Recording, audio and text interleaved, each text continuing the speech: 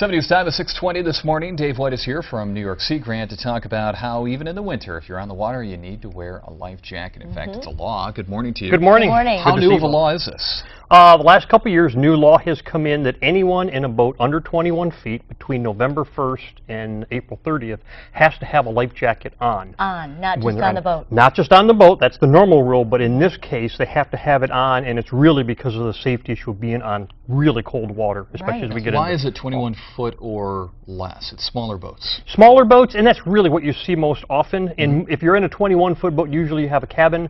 Usually you're down in and out of the weather more. So it's really for those folks that are out on kayaks and canoes. They're in drift boats. More of a chance of falling out. Much easier to fall out, and when they do, they're going to be in that really cold water.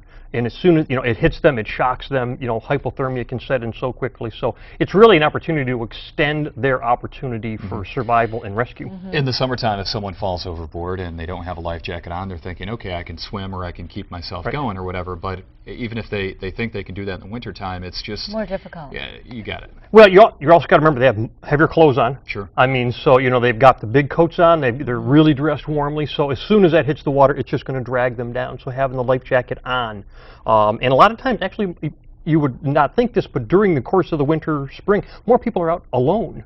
They're not with their family. They're out fishing or hunting, so they might have a buddy with them, but many times they're actually out on the water alone. And in this part of the world, we have a lot of open water all winter long. I mean, you think of the rivers that we have because of the hydro connection. We have water flowing year-round, so we have people out in the water year-round. It's also highly recommended for any fisherman that now when they're out on the water, be it the Oswego River, the Salmon River, Black River, wherever they're fishing year-round, that they have one on as well. Even if they're not in a boat, but they're in waders, really easy to get caught, fall, get water in your waders. Imagine, if possible, that you recommend they don't go out alone. Absolutely, yeah. Buddy system critically important, especially during this time of year. And a lot of folks are going out before sunrise, so they're actually out in the dark as well. And that can be a critical concern as well for folks. We're just coming out of summer, of course, and people may think the waters are still warm. But what kind of temperatures are we talking right now on places like maybe the Black River? Do you know? I really can't tell you, but Beth would be able to tell us if we asked, but we won't put her on the spot.